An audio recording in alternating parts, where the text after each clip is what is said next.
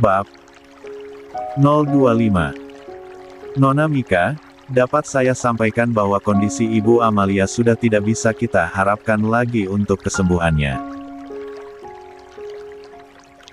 Pasien dengan kondisi seperti ini akan lebih banyak tertidur karena kesadaran sudah sangat menurun. Berdoalah yang terbaik untuk ibumu. Apa yang harus aku lakukan, dokter? Biasanya jika kondisi pasien sedang tidak sadarkan diri maka alam bawah sadarnya masih bisa mendengar apa yang ada di sekitarnya, hanya saja pasien sendiri tidak dapat merespons. Banyak kasus yang seperti ini dapat disembuhkan dengan bantuan komunikasi dari orang terdekat sehingga terhubung ke alam bawah sadar pasien itu sendiri, sehingga tidak sedikit pasien tersebut bisa sadar karena muncul keinginan kuat untuk bangun dari tidurnya. Mungkin kamu bisa mencobanya dan semoga Tuhan berbaik hati pada ibumu. Saya permisi dulu. Dokter pun pergi diikuti oleh para perawat yang juga ada di sana. 156. Mika menatap wajah sang ibu dengan temenung. Pagi ini sudah sangat menguras tenaga, emosi dan juga air matanya. Cairan bening hangat pun kembali mengalir di pipi tirusnya. Mika merengkuh tubuh yang terbaring tak berdaya dengan mata yang tertutup itu. Ma, Mika akan mengabulkan keinginan Mama. Mika akan menikah saat ini juga bersama seorang laki-laki pilihan Mika. Mama harus bangun dan merestui kami. Sayangnya Amalia tak lagi meresponsnya. Alam bawah sadar, Mika teringat pada penjelasan dari dokter barusan bahwa alam bawah sadar ibunya pasti mendengar apa yang dia ucapkan. Mika menoleh mencari keberadaan Dika, ternyata Dika juga sudah berada di dalam sana. Dika cepat ucapkan ijab kabulnya sekarang. Desak Mika. Dika mendengkus. Cek, dasar bodoh. Bukankah tadi dokter sudah bilang kalau alam bawah sadar ibumu bisa mendengar kita semua yang ada di sini? Mika mengernyit. Maksudnya bagaimana? Dika pun menarik lengan Mika lalu berbisik di telinganya, agar ibu Mika tak dapat mendengar. Maka pernikahan kita juga harus terdengar nyata. Mika tersentak. Maksud kamu? Harus dengan penghulu. Dika tersenyum miring lalu mengangguk. Dan juga harus dengan wali yaitu papamu. Dika yakin Mika akan mundur dari keinginannya setelah mengetahui persyaratan menikah yang sebenarnya. Tunggu, apa kita akan menikah secara resmi? Dika hanya mengangkat kedua alisnya, berharap Mika akan menyerah. Tetapi bukankah setelah kita menikah aku mengizinkan kamu untuk langsung menceraikanku? Kalau menikah secara resmi kita pasti akan kesulitan bercerai nantinya. Dua orang itu berbicara saling berbisik karena takut kalau ibunya yang tertidur itu akan mendengar rencana gila mereka itu. Itu terserah kamu, berani berbuat maka harus berani juga bertanggung jawab, sahut Dika enteng. Dia yakin Mika akan membatalkan niat bodohnya itu. Namun hal yang di luar prediksi Dika pun mengejutkannya. Baiklah, aku akan menelepon Papa, agar dia bisa hadir di sini sebagai wali, ucap Mika dengan yakin. Dika terdiam sambil mengedipkan kedua matanya, temangu dan tak menyangka ternyata wanita di hadapannya ini tangguh juga. Dia pun termakan omongannya sendiri. Mika bergegas mencari ponselnya, setelah ketemu dia pun menimang-nimang sejenak, ucapan apa yang akan dia sampaikan pada ayahnya yang sudah tak peduli lagi pada ibunya sehingga dia pun ikut menjauhi sang ayah. 157. Flashback off. Pa. Sapa Mika ketika sambungan teleponnya telah terhubung dengan ayahnya. Reza terdiam sejenak. Mika, Apa terjadi sesuatu padamu? Mika menelan ludahnya. Ayahnya itu sangat menyayanginya, namun karena Reza mencampakkan sang ibu ketika sedang sakit, maka Mika pun tak mau lagi menemuinya. Tak ingin membuang waktu, Mika langsung saja pada intinya agar Reza tidak perlu menuduh Amalia, hanya berpura-pura menyuruh putrinya menghubunginya, hanya agar dia datang menemui Amalia. Itulah yang Mika benci dari seorang Reza. Ini bukan tentang mama, Pak. Mika meminta kehadiran papa untuk menikahkan Mika. Menikah? Apa benar kamu akan menikah, sayang? Dengan siapa? Apa dia sepadan dengan kita? Reza terdengar kaget sekaligus sombong. Padahal dia sendiri sudah kehilangan perusahaannya dan sekarang hanya mendompleng pada perusahaan keluarganya yang lain. Mika tak ingin banyak bicara lagi karena sudah sering mendengar dan juga muak sekaligus dengan ucapan Reza itu. Ya, datanglah sekarang juga, Pak. Kami semua sudah menunggu Papa. Mika menikah di ruangan Mama. Papa hanya tinggal hadir agar pernikahan Mika sah. Baiklah kalau begitu, tapi Papa tidak bisa lama. Ucapan Reza membuat Mika kesal. Terserah. Sahut Mika lalu menutup teleponnya. Dika sedari tadi hanya diam memperhatikan pergerakan bibir dari mulut Mika yang berucap sangat pelan ketika sedang menelepon. Papa akan segera kemari. Tapi soal penghulu aku tidak tahu kemana mencarinya. Ucap Mika pada Dika. Mencari penghulu sangat mudah bagi seorang Dika, jangankan penghulu, bahkan seorang penjahat yang sedang bersembunyi pun bisa dia temukan dengan mudah. Aku akan menelepon penghulu. Meski agak merasa bodoh, Dika segera merogoh ponsel di saku jasnya lalu menelepon penghulu yang dulu pernah menikahkan Hansel dan Kayla. Dika hanya berucap pada intinya saja pada seseorang di panggilan teleponnya, bahwa dia ingin orang tersebut datang sekarang juga ke tempat yang dia sebutkan lalu nikahkan dia. Hanya itu saja lalu telepon pun dia akhiri. Mika sempat ragu siapa yang Dika hubungi tadi. Apa dia benar-benar penghulu? Tanyanya. Dia penghulu asli. Diamlah, waktuku tidak banyak. Dika masih kesal dengan wanita yang sebentar lagi akan menjadi istrinya itu. Setelah saling diam dan berperang dalam pikiran masing-masing selama hampir setengah jam, satu persatu orang yang diundang tadi pun akhirnya tiba. Pertama yang masuk adalah Pak Penghulu. Dia sempat menunduk hormat pada Dika lalu mereka bersalaman.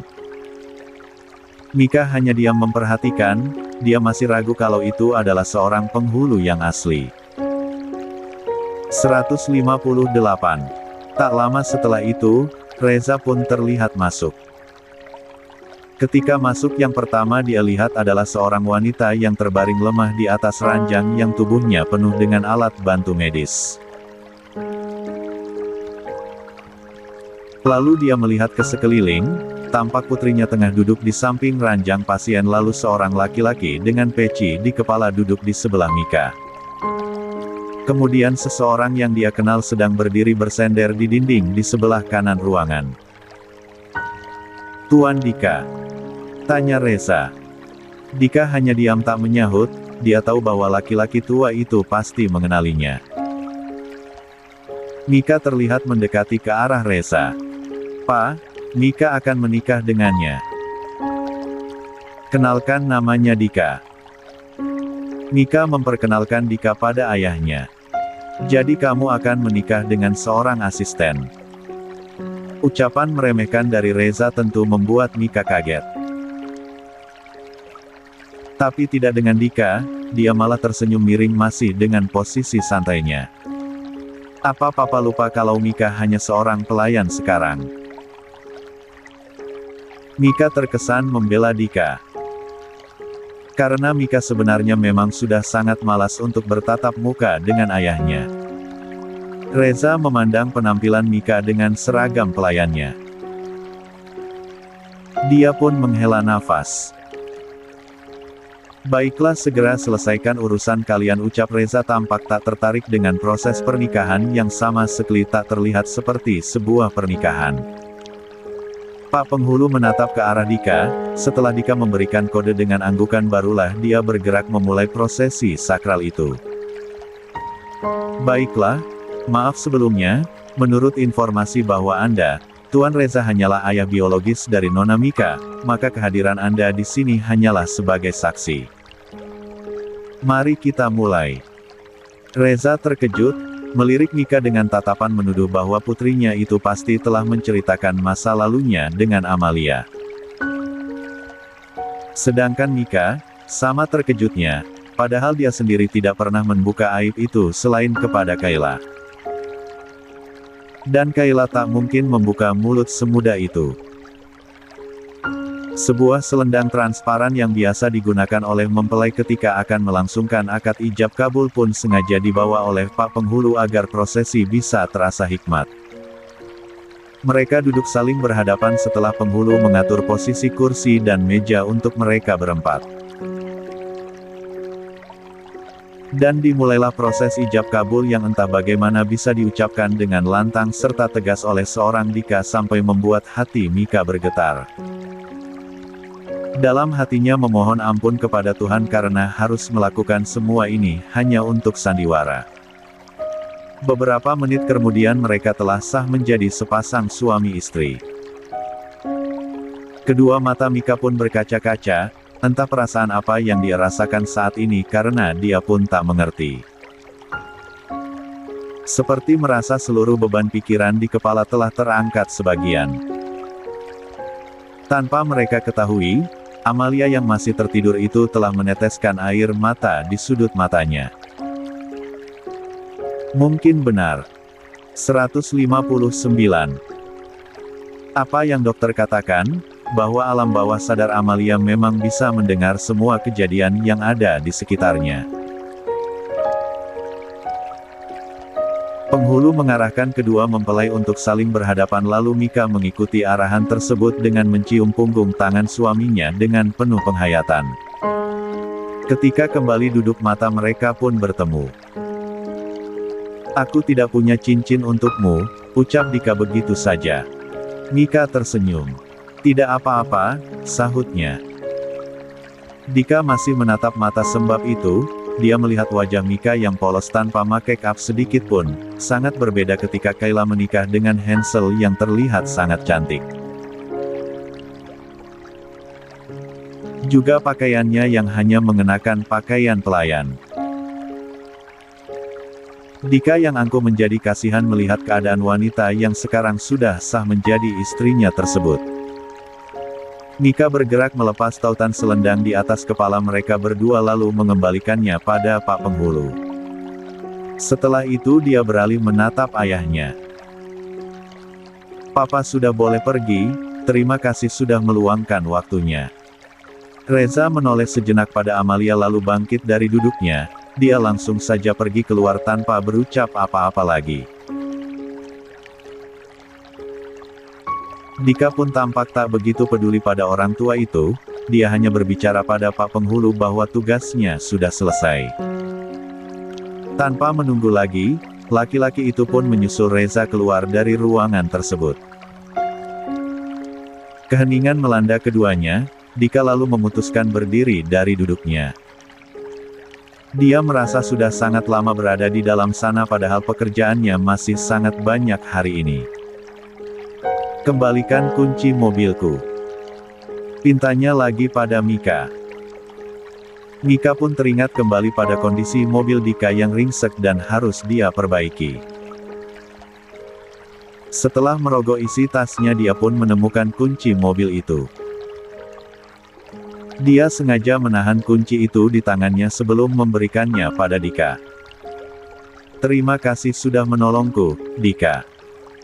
Aku akan perbaiki mobilmu segera, aku janji," ucapnya. Namun Dika malah merampas kunci itu dari tangan Mika. Tidak perlu. Suaranya kembali galak. Dan aku tekankan padamu, jangan sampai pernikahan sialan ini diketahui oleh siapapun lagi. Kalau sampai ada yang mengetahuinya, kamu akan menyesal. Dia lalu benar-benar keluar meninggalkan ruang inap tersebut tanpa kembali lagi. Sebenarnya dia menyesal karena telah membantu Mika dengan menikahinya. Dasar bodoh, batinnya. Sepanjang jalan menuju parkiran, Dika terus saja menggerutu hingga masuk ke dalam mobilnya. Dia pun meluapkan emosinya dengan memukul kemudi mobil dengan kedua tangannya. Sial. Mobil ini sungguh sial. Pertama, Hansel yang memperkosa istrinya di dalam mobil ini. Dan sekarang gara-gara mobil ini aku terpaksa harus menikah. Dika berteriak sendirian, memaki-maki dan menyalahkan mobilnya atas kemalangan yang terjadi padanya. 160. Aku akan membuang mobil ini hari ini juga. Putusnya. FLASHBACK off. 161. Presdir baru. Kemeja Dika telah basah oleh air mata Mika, namun tak juga dia berniat untuk mengurai pelukan itu. Dia hanya ingin memberikan wadah yang nyaman untuk Mika bersandar saat ini. Kehilangan orang tua untuk selama-lamanya pasti akan mengubah titik hidup kita untuk selamanya. Maaf. Ucap Mika setelah merasa puas melepaskan semua emosi dan kesedihannya, dia pun melepas pelukannya. Aku antar pulang, sahut Dika. Mika mengangguk. Terima kasih. Mereka pun keluar dari area pemakaman, Dika berjalan lebih dulu sedang Mika mengikuti dari belakang. Nyatanya, Dika tak membuang mobil kesayangannya itu, dia hanya memperbaikinya dan mobilnya sudah kembali mulus seperti sedia kala. Jangan pernah beranggapan bahwa aku berbuat baik padamu Mika, aku hanya mengantarkanmu pulang atas dasar kemanusiaan, tegas Dika di sela mengemudi. Lia, Mika hanya menjawab singkat karena pikirannya masih dipenuhi oleh kepergian ibunya. Setelahnya, perjalanan mereka pun dikepung kesunyian hingga mereka tiba di kediaman Mika yang dulunya ia tempati bersama ibu dan ayahnya beserta beberapa pelayan. Namun sekarang, bangunan 3 lantai itu bak rumah hantu tak berpenghuni. Terima kasih sekali lagi, apa kamu mau mampir? Tanya Mika basa-basi. Di dalam rumahnya saat ini masih ramai oleh keluarganya dan juga para pelayat. Tidak, sahut Dika singkat. Mika mengangguk. Baiklah, sampai jumpa. Dia pun segera membuka pintu dan benar-benar keluar. Setelah memastikan pintu mobil sudah ditutup oleh Mika, Dika pun segera menginjak pedal gasnya dan mobil mewah berwarna Old Navy itu pun langsung melesat membelah jalanan. Di mansion. Kebisingan di ruang keluarga lantai dasar mansion telah menjadi lantunan yang sudah terbiasa didengar oleh seisi rumah. Dan penyebab suara bising itu tentunya berasal dari ketiga bayi kembar tampan dan cantik paripurna itu. Belum lagi ditambah dengan si sulung yang sangat hobi membuat seluruh lantai berantakan dengan cara menghamburkan semua mainannya. Setelah selesai makan malam sekitar jam 8, secara rutin Oma dan Opa selalu membawa semua cucu-cucunya untuk bermain di ruang keluarga, agar suasana mansion tersebut lebih terasa hidup dan juga ramai. Sayang, mainannya jangan dilempar semua, dong. Kan jadinya berantakan.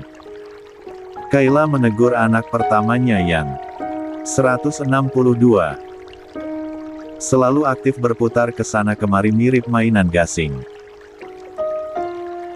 Hansel hanya tertawa melihat tingkah putranya yang satu itu. Tidak apa-apa Kai, anak-anak sebaiknya jangan dilarang. Ucap Oma yang selalu terdepan dalam membela cucu pertamanya itu. Kayla kadang merasa kalau cara Anggun itu akan berpengaruh tidak baik pada Gavin ke depannya. Dia takut putra pertamanya itu akan tumbuh menjadi anak yang manja nantinya. Dia pun melirik suaminya agar membantunya menghentikan kebiasaan Gavin yang main lempar mainan ke sembarang arah.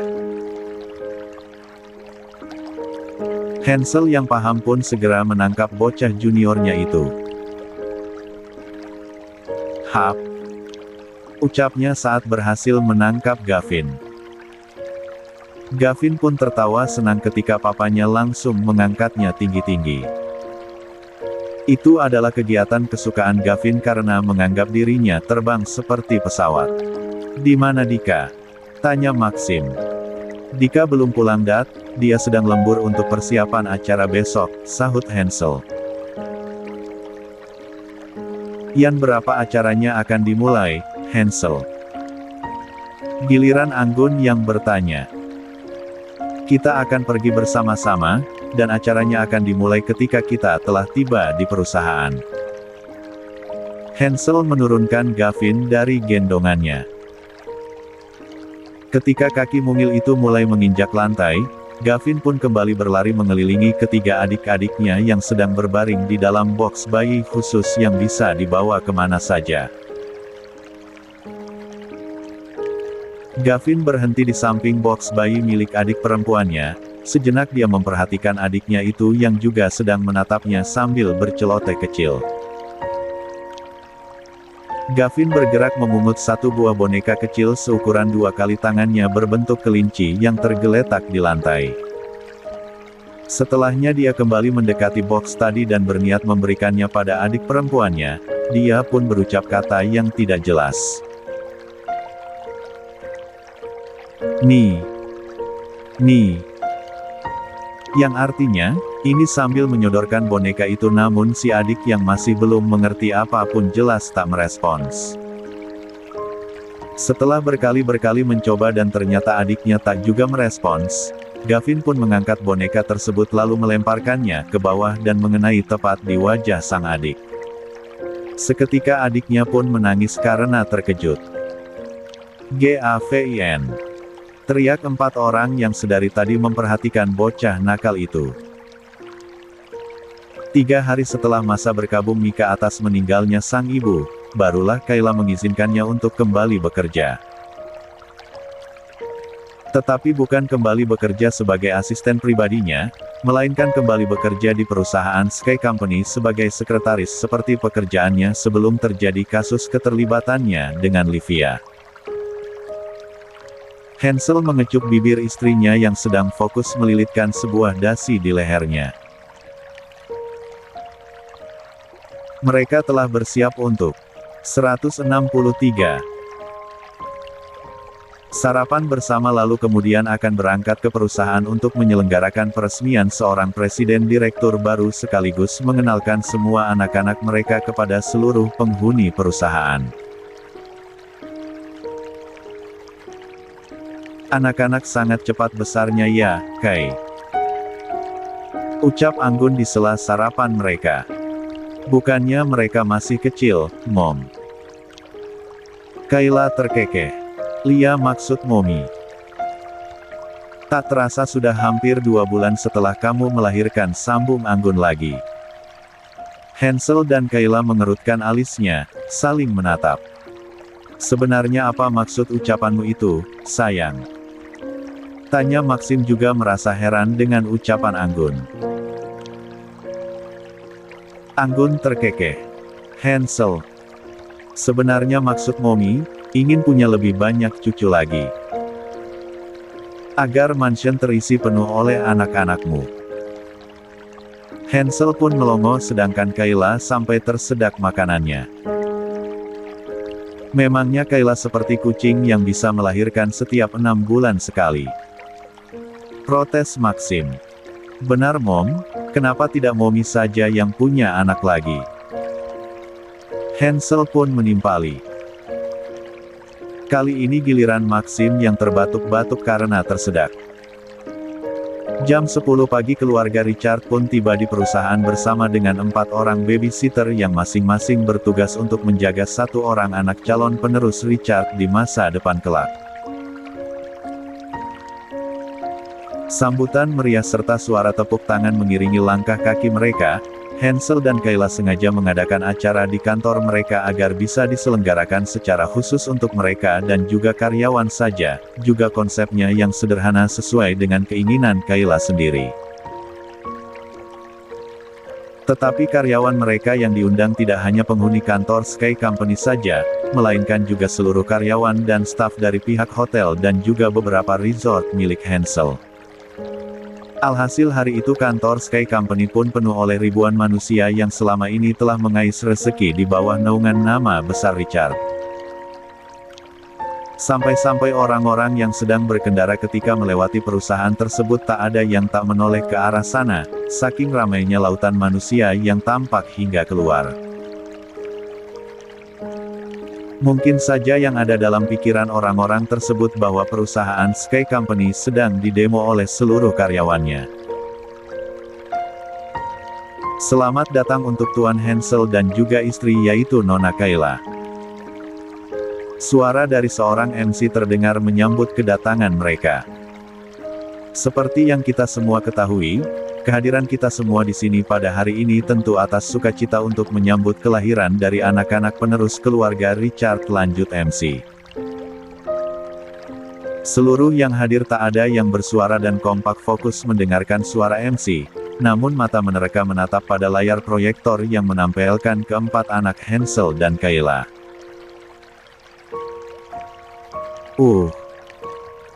Suara gemas terdengar dari karyawan wanita ketika melihat foto Gavin yang aura ketampanannya sudah 164 terlihat jelas. Banyak juga dari mereka yang sengaja membawa bunga untuk diberikan pada Kayla. Kayla sampai terharu melihatnya. MC terlihat sedang berbisik pada Hansel dan sesekali mendengarkan ucapan Hansel. Baiklah teman-teman, ini di tangan saya sudah ada sebuah catatan nama-nama dari putra dan putri menggemaskan ini. Kalian mau dibacakan atau tidak? Sang MC terlihat sengaja menggoda para penonton. Mau. Sahut para penonton terutama para karyawan wanitanya. Hansel dan Kayla sedang duduk di atas panggung yang sama dengan MC, juga ada Anggun dan Maxim di sebelah kiri mereka lalu Dika dan Mika berada di sebelah kanan. Sedangkan para anak-anak dibawa masuk ke ruangan Hansel di puncak gedung. Alasannya agar mereka tidak terkejut dan menangis jika mendengar suara riuh di sana. Baiklah sekarang semuanya harap tenang, ini lihat di belakang saya ada tampilan nama dan di sebelahnya terdapat foto dari pemilik namanya. MC mengarahkan pandangan penonton ke tampilan layar proyektor di belakang atas panggung. Muncul slide pertama yang menampilkan sebuah nama beserta foto Gavin di layar. Yang pertama adalah si sulung yang sekarang ini sudah berusia 1 tahun, namanya adalah Gavin Abrisam Richard. Wow! Sangat tampan sekali ya teman-teman. Penonton pun riuh bertepuk tangan. Meleleh. Teriak para penonton wanita. Kayla sampai tertawa melihatnya, namun Hansel masih dengan gaya kunyah. Kemudian muncul lagi slide kedua di layar. Dan ini adalah foto si kembar 3 yang paling pertama lahir, dia adalah Justin Abrisam Richard. Wajah tampannya sedikit mirip si kakak Gavin ya teman-teman. Lagi. Para penonton pun bertepuk tangan dengan riang. Dan si kembar yang lahir kedua adalah Ares Abrisam Richard, wow. Matanya coklat seperti sang mama. Menggemaskan sekali. Si MC laki-laki yang sedikit gemulai itu pun sempat memberikan ciuman jauh pada si bayi Ares. Kayla semakin terbahak-bahak melihatnya, sampai-sampai Hansel harus menegurnya. Sayang, berhenti tertawa, bisiknya. Kayla pun susah payah menghentikan tawanya. Lalu ini adalah yang terakhir dan satu-satunya yang paling cantik, Masya Allah seperti malaikat kecil. Matanya sama seperti kakak Aresia penonton. Coklat terang mirip sang mama, benar-benar sempurna. Namanya adalah Lily Abrisam Richard. Hansel berbisik pada Dika. Dari mana kamu temukan pria jadi-jadian seperti itu? Ya, dia bisa diandalkan karena bisa menjaga rahasia, sahut Dika dengan balas berbisik. Beberapa media khusus yang diundang pun telah merekam semua kegiatan acara hari itu. Tak lama kemudian acara pengenalan anggota penerus Richard pun diakhiri dengan pembagian bingkisan untuk seluruh karyawan berupa sepeda motor matic seperti milik Kayla terdahulu, namun yang dibagikan adalah tipe 165, keluaran baru. 1. Tuan dan Nona Richard akan membagikan 1 unit motor kepada seluruh karyawan tanpa terkecuali. Semuanya masing-masing akan mendapatkan 1 unit dan bisa diambil hari ini juga di dealer yang sudah ditunjuk, ucap MC. Teriakan antusias pun terdengar dari para karyawan, tak menyangka bahkan ada yang sampai menangis haru. Kayla sendiri cukup kaget padahal dia sama sekali tidak mengetahui masalah pembagian bingkisan berupa motor tersebut. Dia pun berbisik di telinga suaminya. Kak, apa tidak berlebihan membagikan motor sebanyak itu? Nanti perusahaan kakak bisa rugi. Kenapa kakak tidak bilang dulu padaku? Hansel terkekeh. Sayang, kalau aku bilang dulu padamu pasti kamu tidak akan setuju. Ini semua sebagai ucapan syukur kita karena sudah diberikan anak-anak yang banyak. Sekaligus mengenang motor bututmu yang dulu itu. Lagi pula perusahaan tidak akan rugi, sayang. Kamu lupa siapa suamimu ini? Kayla hanya menghela nafas, dasar sombong, batinnya. Namun, bibirnya tersenyum hangat. Baiklah, mari kita doakan bersama-sama semoga keluarga Tuan Hansel dan Nona Kayla selalu diberikan keberkahan serta kebahagiaan yang tak pernah habisnya. Serta juga kesehatan bagi seluruh anggota keluarganya. Amin. Seluruh karyawan pun ikut mengaminkan. 166. Masih rahasia. Acara pertama telah selesai dan sekarang acara kedua pun dimulai. Kali ini tidak membutuhkan bantuan MC lagi namun Hansel sendiri yang akan membuka acaranya. Hansel berdiri lalu mulai berbicara dengan bantuan mikrofon. Seperti yang sudah kalian semua ketahui, bahwa perusahaan Sky Company akan memiliki seorang presiden direktur baru yang akan mendampingi tugas-tugas penting dari CEO. Ucapan tegas dan lantang itu membuat seluruh karyawan tak berani mengeluarkan sedikit suara saja. Semuanya fokus menatap ke depan. Para wartawan yang meliput pun tak kalah fokusnya hingga beberapa kali memastikan kalau kamera mereka telah dalam posisi standby. Jangan sampai mereka melakukan kesalahan. Dika Anderson adalah orang yang aku tunjuk secara pribadi untuk menempati jabatan presidir ini. Dan hari ini dengan disaksikan oleh kita semua, aku Hansel Richard meresmikan Dika Anderson sebagai Presiden Direktur PT Sky Company secara baik dan sadar, dan Mika selaku Sekretaris Presidir. Setelah proses penandatanganan maka seluruh keputusan ini adalah mutlak dan tidak bisa diganggu-gugat. Dika sempat melirik ke arah Mika yang berdiri sambil menatap ke arah kakinya sendiri. Dia malu menatap ke depan, lebih tepatnya malu jika bertatapan dengan karyawan yang mungkin saja telah mengetahui masa lalu kelamnya yang pernah mendekam di dalam penjara. Mika awalnya sempat menolak keinginan Kayla yang memintanya kembali bekerja menjadi sekretaris. Tetapi setelah Hansel yang memberikan perintah maka tidak ada jawaban lagi kecuali setuju. Setelahnya, Hansel dan Dika juga Maxim selaku saksi segera menandatangani berkas-berkas yang sudah disediakan di atas meja bundar tinggi di bagian depan panggung. Jepretan cahaya kamera mengiringi proses tersebut. Selesai semua acara dilaksanakan, panitia acara pun mengarahkan para karyawan untuk menikmati makanan yang telah dihidangkan. Sedangkan Hansel dan Kayla beserta kedua orang tuanya pergi ke ruangan Hansel untuk menemui Gavin dan ketiga adiknya. Dika, Mika dan juga Rizky juga tampak menaiki lift yang berbeda menuju lantai atas gedung. Tidak ada obrolan di antara ketiganya, Dika dan Mika yang masih merasa canggung karena Mika sekarang menjadi sekretaris pribadi Dika dan juga canggung masalah pernikahan rahasia mereka. Sedangkan Rizky yang tak tahu apa-apa itu hanya diam dengan pikirannya sendiri karena sekarang harus bekerja sendiri tanpa bantuan Dika lagi, beban pekerjaan pun sudah menantinya. Apa Gavin nakal lagi, Bi? Tanya Kayla pada Bibi Gina ketika mereka semua telah berada di dalam ruangan Hansel. Tidak, Nona. Hanya saja Tuan Gavin menangis. Mungkin tidak betah berada di dalam sini, jawab Gina.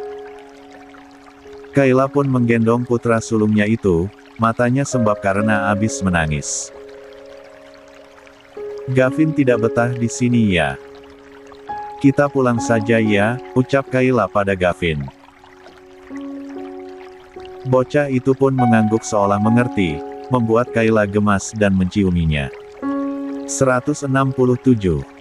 Kayla memandangi ketiga anaknya yang lain yaitu Justin, Ares dan Lily. Di dalam hatinya, Kayla sungguh tak menyangka bisa melahirkan anak-anak sebanyak ini di usia yang masih 22 tahun.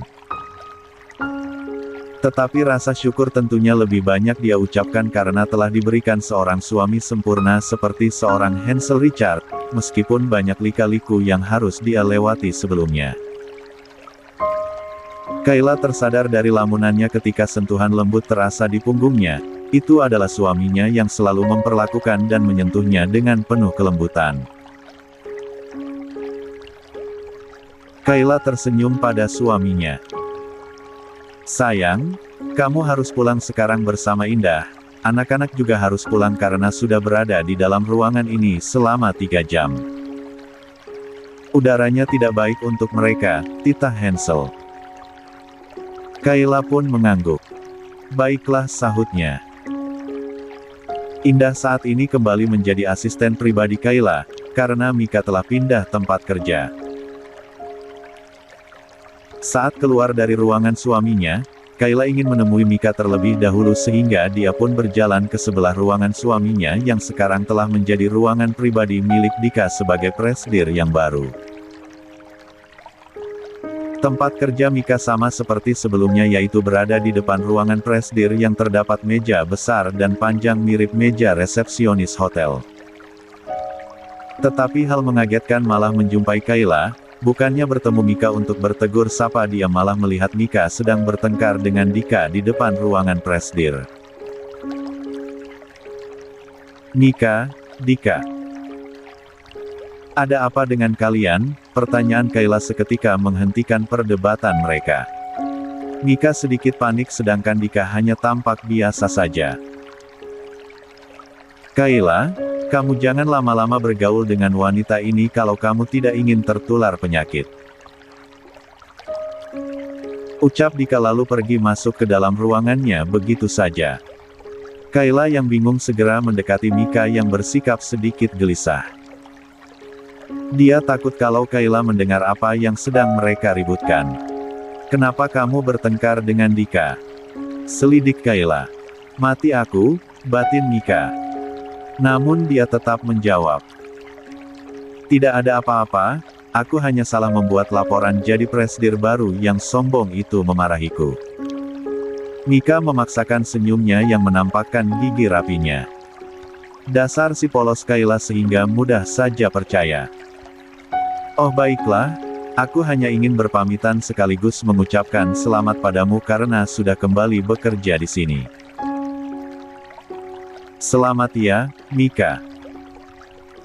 Kayla merentangkan kedua tangannya sehingga Mika yang lebih tinggi darinya segera menunduk dan memeluknya erat.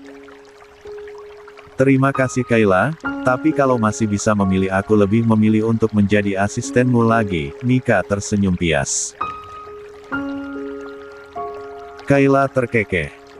Dasar aneh, bukankah menjadi asistenku sangat melelahkan? Ya sangat lelah, tapi gajiku jauh lebih besar ketimbang menjadi sekretaris. Apalagi harus siap mental menghadapi orang itu. 168. Kayla pun tertawa, yang dia tahu bahwa sejak dulu Dika memang tidak menyukai Mika. Tetapi telah terjadi suatu rahasia besar di antara mereka yang hanya dia saja yang belum mengetahuinya. Hansel bahkan sudah tahu sejak awal terjadinya pernikahan paksa itu. Dan dia mengetahuinya dari Pak Penghulu yang waktu itu telah menikahkan Dika dan Mika. Baiklah, aku harus pulang sekarang agar tidak mengganggu pekerjaanmu, gurau Kayla. Mika hanya tertawa lalu mereka pun berpisah. Nona, kita harus pergi sekarang karena Tuan Hansel sudah menanyakan keberadaan Anda, tegur Indah. Baiklah, kita pulang sekarang. Rombongan bayi itu pun mulai turun menggunakan lift sampai ke lantai dasar lalu langsung menuju mobil yang sudah disiapkan oleh sopir. Kayla mengecek ponselnya karena terdengar bunyi pesan yang masuk. Sayang, aku akan pulang ketika makan malam. Istirahatlah. Jangan mengurus anak-anakku, urus aku saja nanti di dalam kamar. Pesan mesum dari sang suami langsung membuat pipi putih mulus itu merona. Ish. Dasar mesum, gumam Kayla segera menutup ponselnya. Dia jadi malu sendiri gara-gara isi pesan suaminya. Keempat anaknya berada di dalam mobil yang berbeda dengannya.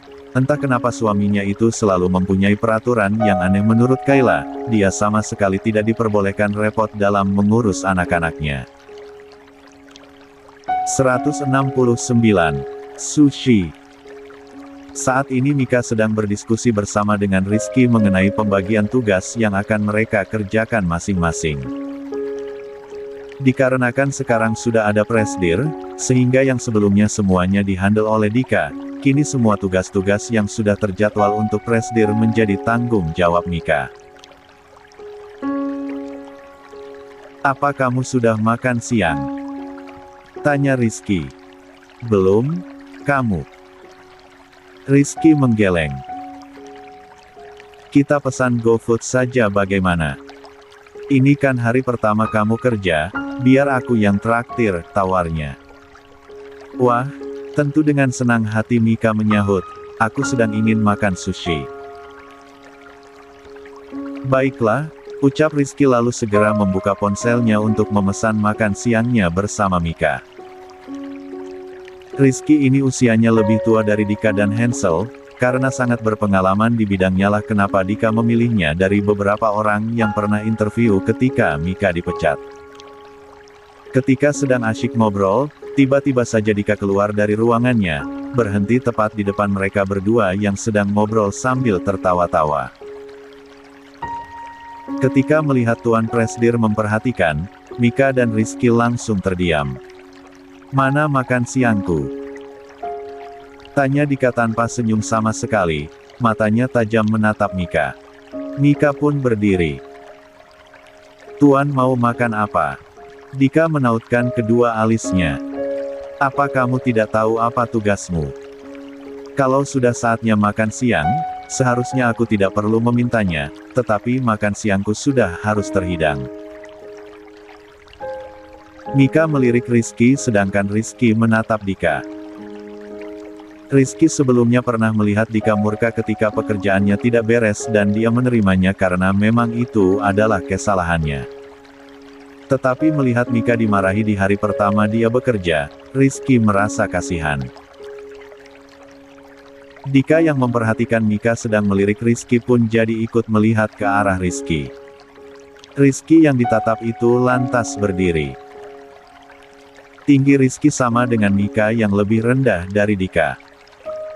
Maaf Tuan, biar saya yang pesankan, mungkin Mika belum tahu apa saja tugasnya, ucap Rizky mencoba membela Mika. Dika hanya menatap datar lalu memasukkan kedua tangannya ke dalam saku celananya. Sebaiknya kamu kerjakan apa yang menjadi tugasmu saja, Dika berucap sambil menggerakkan kepalanya memberikan gestur agar Rizky kembali ke meja kerjanya. Namun, sebelum Rizky beranjak terdengar suara dari belakang Dika. Permisi, pesanan atas nama Rizky. Ternyata dia adalah kurir GoFood yang datang mengantarkan pesanan yang tadi dipesan oleh Rizky. 170. Iya Pak, tolong taruh di sini saja, ujar Rizky. Kurir pun segera meletakkan sebuah kantong kresek bening yang berisi 2 buah boks makanan lalu pergi dari sana. Dika yang melihat isi boks di dalam kantong kresek bening tersebut, tanpa basa-basi mengambil 1 buah boks yang berisi sushi dari dalamnya.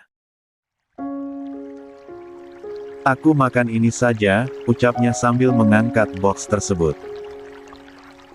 Lalu segera masuk kembali ke dalam ruangannya begitu saja.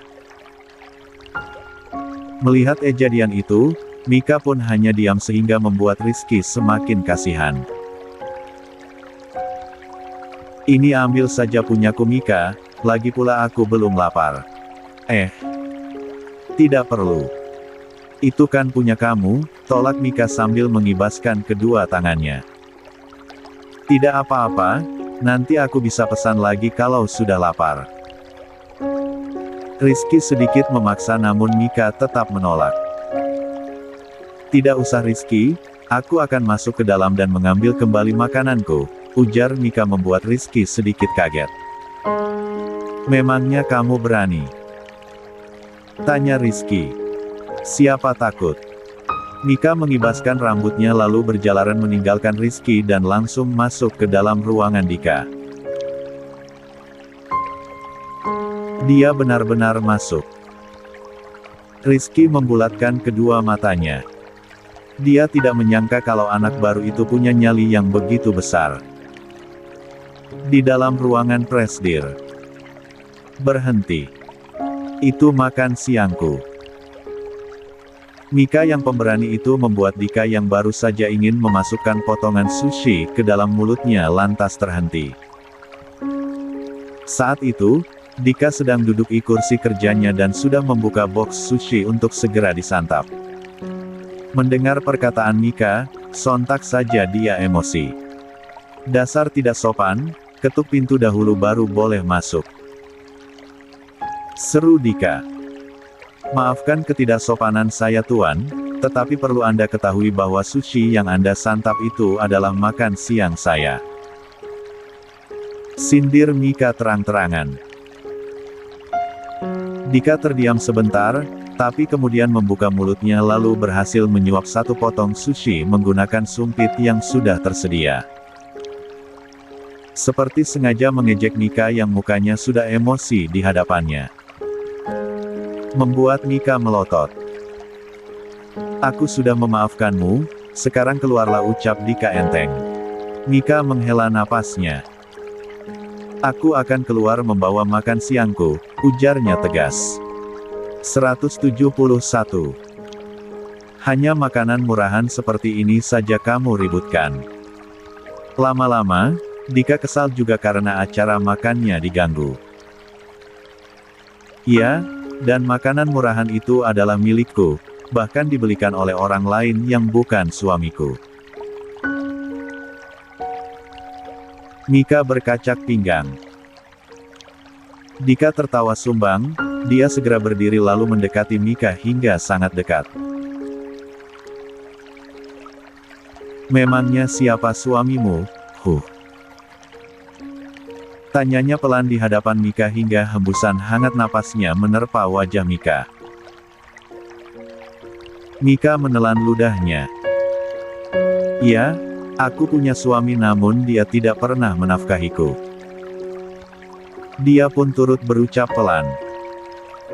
Beberapa detik kemudian, Dika bergerak mundur memberi sedikit jarak dari Mika lalu bersedekap dada. Apakah maksudmu? Kamu berharap diberikan nafkah dari seorang suami yang kamu paksa untuk menikahimu. Jawaban dari Dika itu membuat Mika merasa tersudutkan. Dia terdiam namun tidak ingin kalah dari laki-laki arogan di hadapannya ini. Setidaknya, aku tidak membebanimu, bukan? Aku tidak meminta apapun darimu setelah itu. Bahkan ketika mama sudah tiada, aku sudah memintamu untuk menceraikanku. Entah kenapa ucapan Mika ini sedikit mencubit hati Dika. Dan Mika sendiri pun jadi terbawa perasaan ketika mengucapkan itu. Hatinya terasa sakit walaupun hanya sedikit. Dika berusaha menguasai dirinya agar tak terlihat kasihan pada Mika. Aku akan menceraikanmu setelah aku mendapatkan bayaran karena telah menolongmu dengan mengorbankan diriku saat itu. Mika terkejut. Apa maksudmu? Kamu ingin memerasku? Dika tersenyum miring lalu memindai tubuh Mika dari atas hingga ke bawah. Melihat gelagat aneh dari Dika, Mika langsung menyilangkan kedua tangannya di depan dada. Dika, kamu jangan kurang ajar ya. Dika menaikkan kedua alisnya. Kurang ajar bagaimana?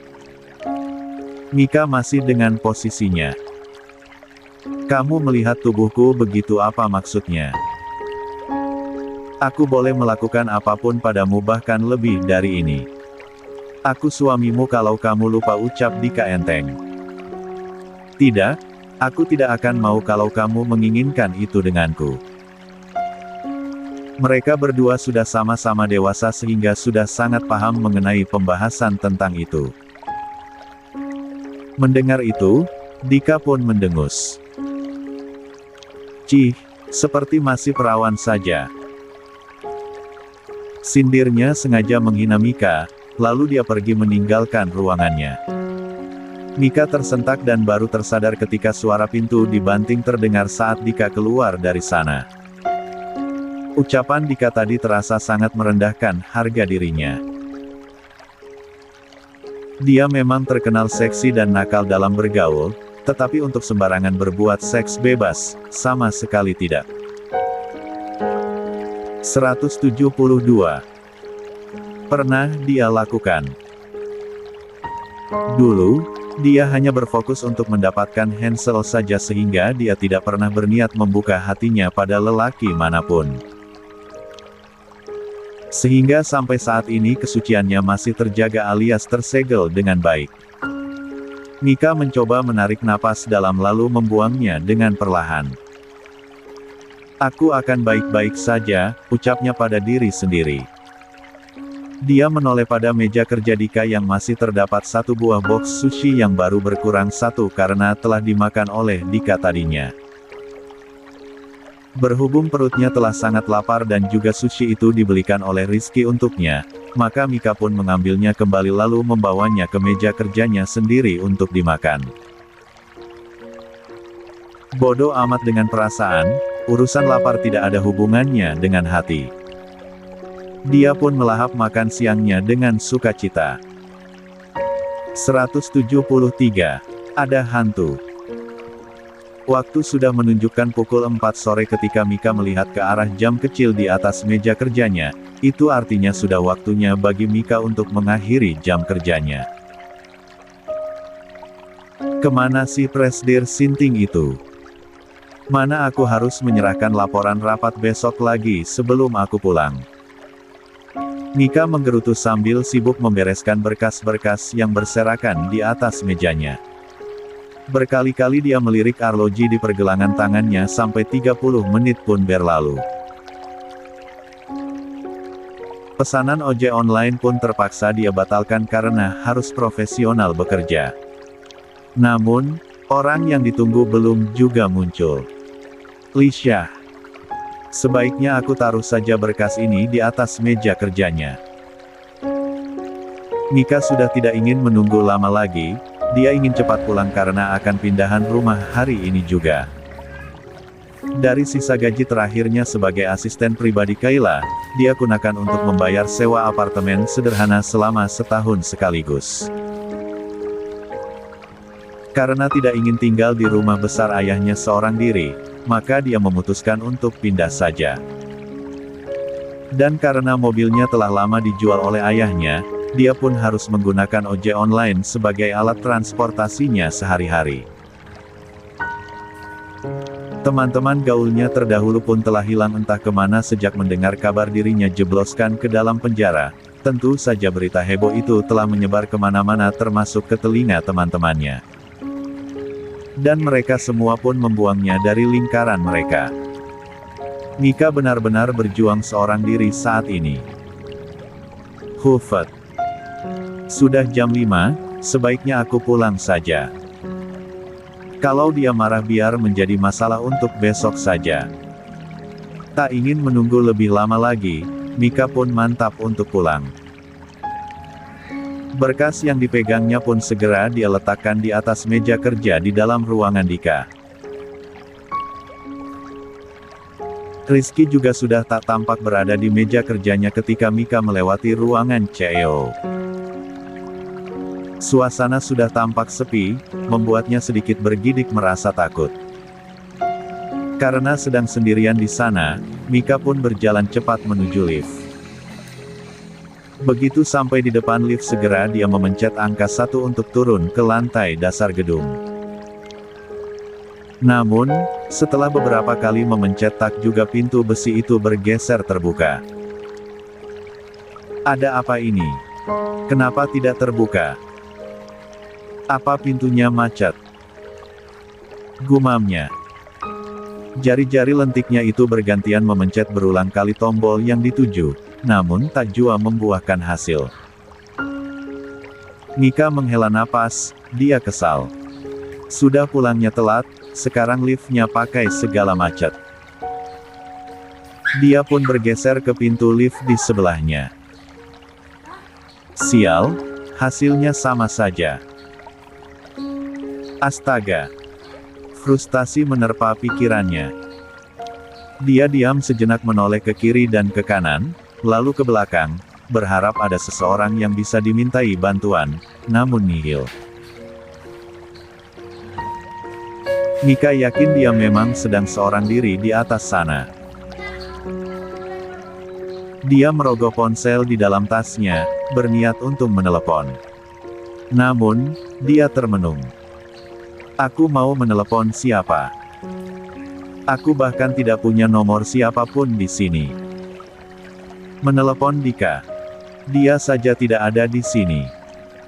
Untuk beberapa saat, dia sibuk berperang dengan pikirannya sendiri. 174. Namun tak lama kemudian, Mika seperti mendengar sesuatu tak jauh dari belakangnya. Keningnya mengerut dan tubuhnya membeku. Sebuah pikiran tentang bisa saja ada hantu di dalam gedung besar ini mengepung seluruh tubuhnya hingga tak mampu digerakkan. Saking takutnya, hanya matanya saja yang bergerak-gerak. Semakin didengar suara itu semakin mendekat, seperti suara langkah kaki namun sangat pelan. Rapas Mika pun naik turun beserta keringat dengan cepat membasahi dahinya. Saat ini yang bisa dia lakukan hanyalah merapalkan doa sebanyak yang dia tahu. Plok. Plok. Suara langkah itu semakin terdengar mendekat dari arah belakang Mika. Dia menutup mata sambil menggigit bibirnya. Jika hantu itu mengganggunya, Mika bertekad akan berteriak sekencang-kencangnya agar ada seseorang yang mendengarnya. Kemudian, suara langkah kaki itu terdengar semakin jelas lalu berhenti tepat di belakangnya. Mika sudah hampir lemas dan rasanya akan pipis saja. Tak hanya sampai di situ saja, tiba-tiba dia juga merasakan ada sentuhan halus di atas bahu kanannya dan juga sebuah suara bisikan. Mika. Suara itu begitu halus namun terasa mampu meledakkan Mika saat itu juga. Mika berteriak kencang lalu membalikkan badannya sambil memukulkan tas yang dia bawa sekuat tenaga pada siapapun yang berada di sana dengan mata yang tertutup. Lalu kemudian, "Au! Au! Hei stop! Berhenti bodoh!" Teriak suara lelaki yang dia kenal. Mika lalu berhenti memukulkan tasnya dan membuka sebelah matanya untuk mengintip asal suara itu. Setelah melihat siapa orang yang membuat jantungnya hampir lepas dari tempatnya itu, mata Mika langsung melotot marah. "Kamu!" Semprot Mika pada Dika. "Ish, kenapa pakai pukul-pukul segala? Hah? Memangnya aku maling?" Dika balik melotot, tak terima terkena serangan tiba-tiba dari Mika tadi. "Salah siapa juga membuatku kaget. Lagi pula kamu kemana saja semenjak tadi? Aku sampai harus pulang terlambat karena menunggumu." Dua orang itu malah saling adu urat. Dika tersenyum miring. "Kenapa mencariku? Sudah rindu," ujarnya dengan ekspresi mengejek tepat di wajah Mika. "Ih, sungguh najis," balas Mika. Dia lalu berbalik menghadap lift dan mencoba memencet tombol angka 1 lagi. Anehnya, pintu lift malah terbuka. "Kenapa tadi tidak mau terbuka sih?" gerutunya lalu segera masuk dengan cepat. 175 Bab 028. Dika itu tidak seromantis Hansel, karena dia tipe laki-laki yang sangat menjaga image-nya dan juga selalu mengutamakan pekerjaan di atas segalanya.